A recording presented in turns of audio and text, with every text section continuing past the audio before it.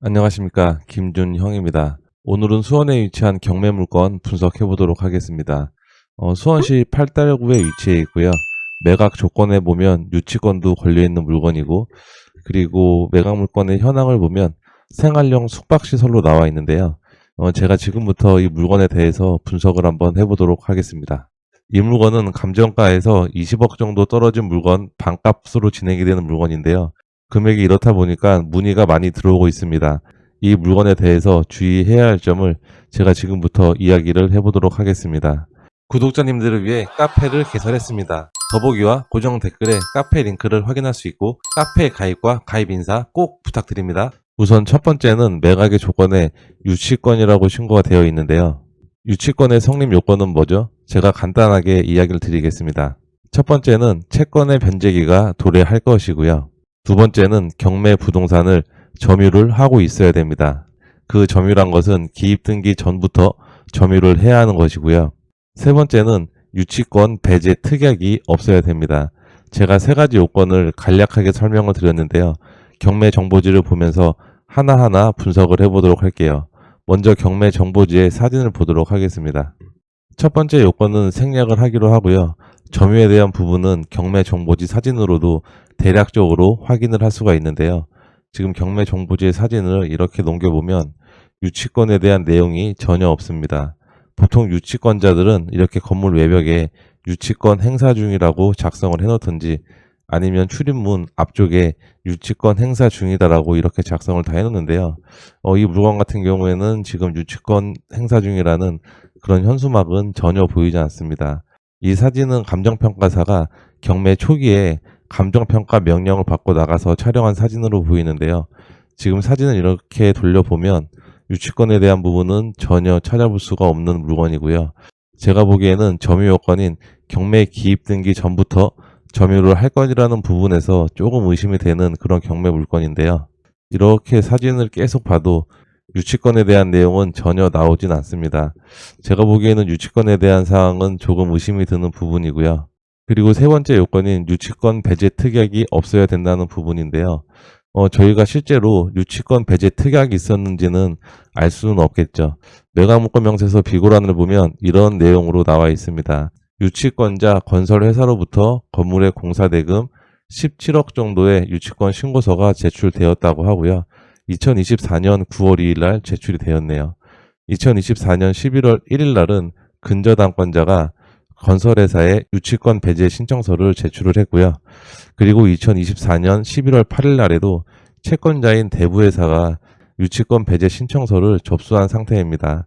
이런 연유로 봤을 때에는 제가 보기에는 아마 유치권이 성립되기는 쉽지 않아 보이는데요. 이런 부분들을 참조해서 유치권 여부에 대해서 판단을 하셨으면 좋겠고요. 이렇게 유치권에 대한 부분은 제가 간략하게 설명을 드렸고, 그리고 두 번째 부분인 생활형 숙박시설, 이 부분에 대해서도 제가 이야기를 해보겠습니다. 건축물 대장을 보도록 할게요. 건축물 대장을 보니까 위반사항으로 등재는 되어 있진 않죠.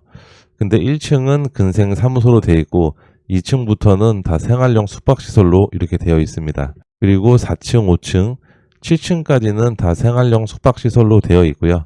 8층만 단독주택으로 되어 있는 현황입니다. 그러니까 1층부터 7층까지는 전부 다 생활용 숙박시설로 되어 있고 8층만 단독주택으로 되어 있습니다. 이 생활용 숙박시설이란 무엇일까요?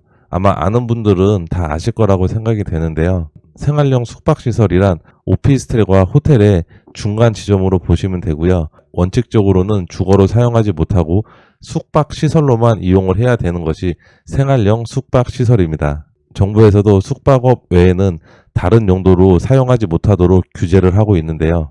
숙박업이 아닌 주거 용도로 사용하게 되면 시가표준액의 10%를 이행강제금으로 부과를 하고 있는데요. 생활용 숙박시설에 대한 기사를 몇 개 참조를 해보겠습니다.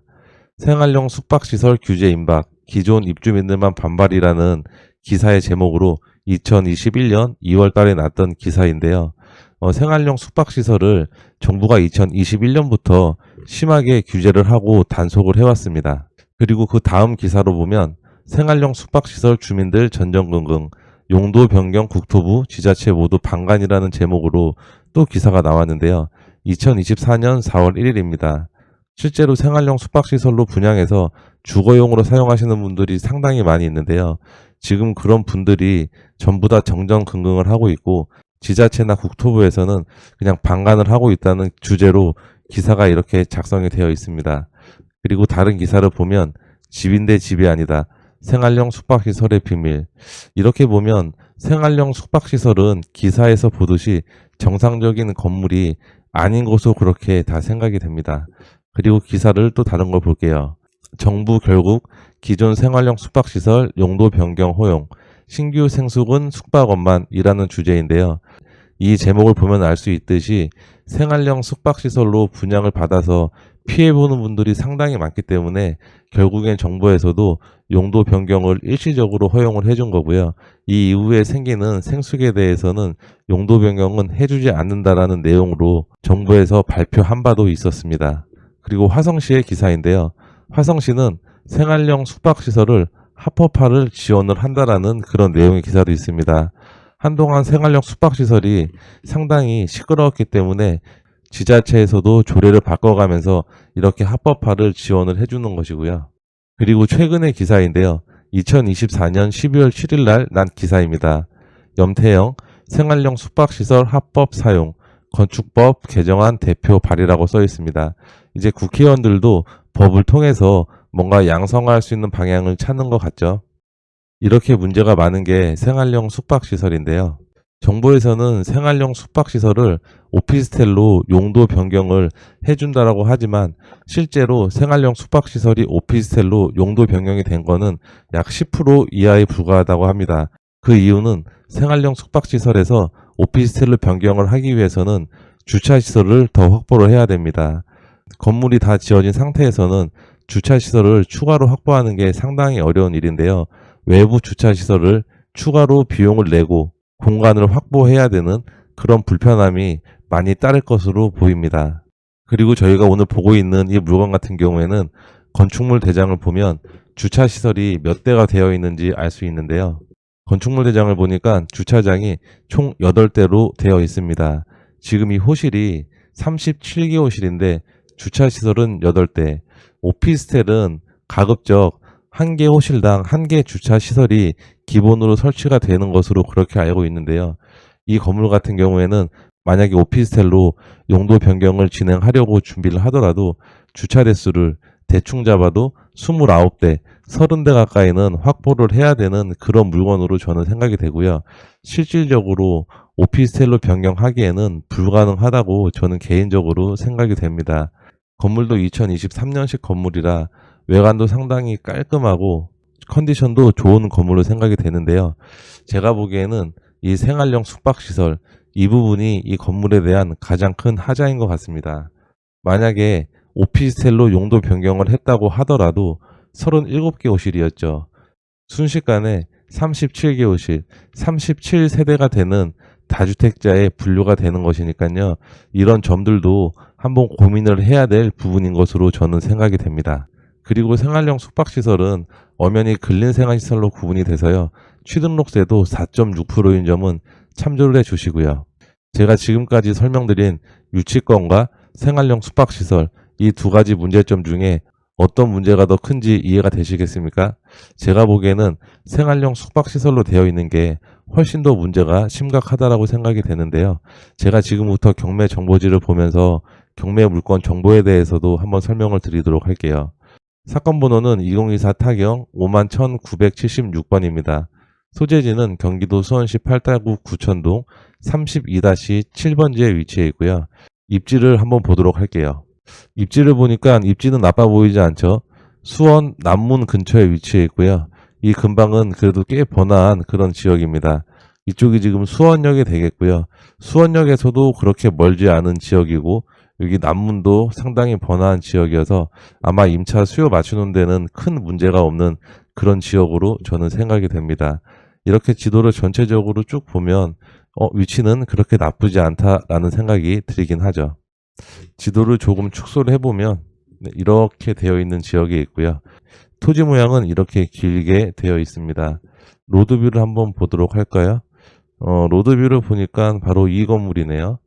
네, 신축 원룸이라고 해서 이렇게 나오고 있고 아마 임대를 구하기 위해서 이런 식으로 현수막을 걸었던 것 같아요.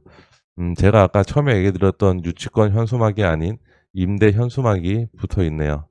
건물도 상당히 높죠. 8층 건물이니까. 2023년도 건물이라 건물 외관도 상당히 양호해 보이고요. 근처에는 도로 폭은 조금 좁긴 하지만 그래도 통행하는 거에는 크게 문제 없을 것 같습니다. 옆에 편의점도 있어서 생활에 불편함은 없어 보이고요. 주차장은 8대로 되어 있는데 이 앞쪽에 한 대가 있고 이쪽으로 이렇게 꺾어 들어가면 주차 공간이 더 확보가 되는 것 같아요. 이쪽으로 주차 공간이 확보가 되어 있고 이 8층 건물에 주차가 8대, 아마 주차난은 상당히 심해 보이는 그런 물건입니다. 이런 입지에 있는 건물이고요. 아무튼 임차 수요 구하기에는 그렇게 크게 어렵지 않은 위치다. 이렇게 생각을 하면 될 것 같습니다. 그리고 토지 면적은 71평이고요. 건물의 면적은 325평입니다. 매각 조건은 유치권이 걸려 있는 물건이고요. 제가 유치권은 설명을 드렸었고, 감정가와 최저가는 이렇게 됩니다. 지금 현재는 반값 금액인 20억에 진행이 되는 물건이고요. 매각 기일은 2025년 1월 22일 날 진행이 되는 물건입니다.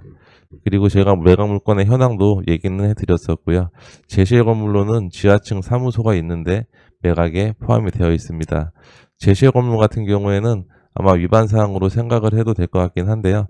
한번 현장 가서 확인을 해보시길 바라겠고요. 그리고 임차인 현황을 보니까 임차인은 전부 다 전입신고가 되어 있습니다. 월세도 555만 원.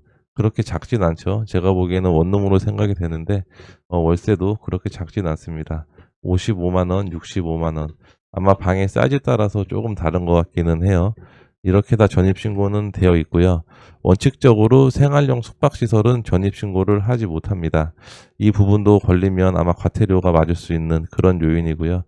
어쨌든 임차인들은 전부 다 전입신고를 해서 살고 있습니다. 그리고 건물의 등기부등본을 봐도 특별한 내용은 없고요. 근저당권자 이하 전부 다 말소가 되는 권리입니다. 근저당이 상당히 많이 잡혀 있고요. 그리고 이렇게 쭉 보면 임차권 등기도 이렇게 4분이나 하고 나가셨네요. 세금도 밀려 있고요. 아마 이 경매물건 같은 경우에는 제가 보기에는 중간에 취하되거나 변경 없이 끝까지 진행이 될 물건으로 그렇게 판단이 되고요. 그리고 등기부등본, 토지를 봐도 특별한 내용은 없습니다. 네, 건물과 유사하게 되어 있고요.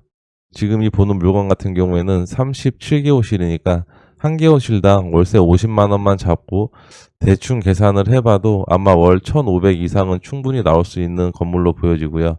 아마 2,000까지도 가능한 건물로 보여지지만 이런 생활용 숙박시설에 대한 리스크, 이런 리스크는 확실하게 염두를 해두고 입찰에 들어가야 되는 그런 물건입니다. 제가 보기에 유치권은 특별하게 신경은 쓰지 않아도 될 것 같은데요.